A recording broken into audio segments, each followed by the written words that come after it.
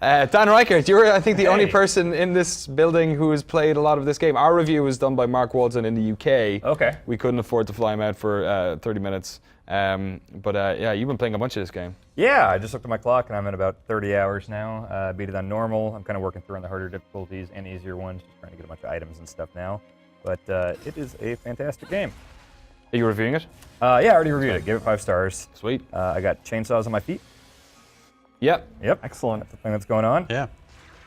So yeah, you'll see I actually unlocked Bayonetta's old look. You get that after you beat the game. But I can't say specifics, but there's some other cool unlockables at the end of the game. We're not allowed to talk about it. A lot of that has made its way to the internet, so it's pretty cool. Confirmed. Yeah, so basically just the moment-to-moment combat in this is really good, and I'm probably going to blow it now that I'm trying to talk and play this at the same time. You have to keep talking.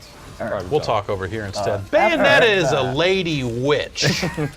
And Umbra, because you cut people. Hair. Sonic the Hedgehog Hair. rings, but they're called halos now, Yep. and hair beasts. I can do this. Did you Break like dance. the original Bayonetta? Yeah, it was really cool. I liked the original a lot, but it didn't blow me away the way this one did. Really? This one is just Okay. fantastic, I think. All right, why? So yeah, you can switch up on the fly Justify here. You know, it's not that it does anything crazily different than the first one. It's just that I think part of it might be timing. I think that like there hasn't been a lot of these type of character action games coming out recently. But also just the level of just the nuance in the gameplay and the encounter-to-encounter fights are just incredible. Let's see if I can get into a big one here. Is the combat very similar to the last one? It's similar. Yeah, there's some extra things. You can do this Umbran Climax thing now, to where it's kind of like a boost to all your attacks, makes them all super deadly. Of course, it's called Climax. Yeah, naturally. Yeah, they had a lot of that stuff in the previous game, I think, too, right? It was Yeah.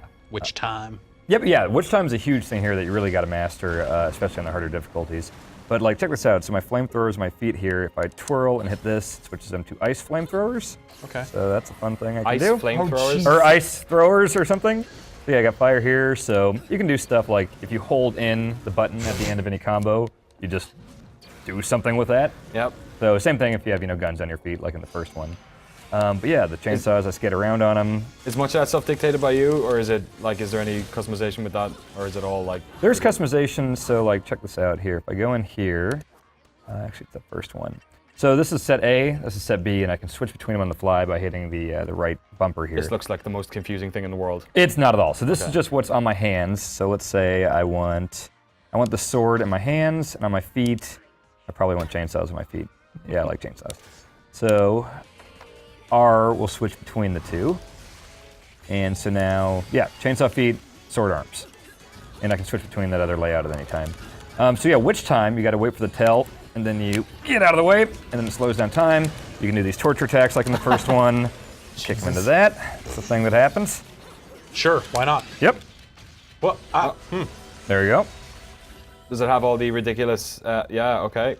Oh, it's just constantly ridiculous, yeah. So, Lady Crotch.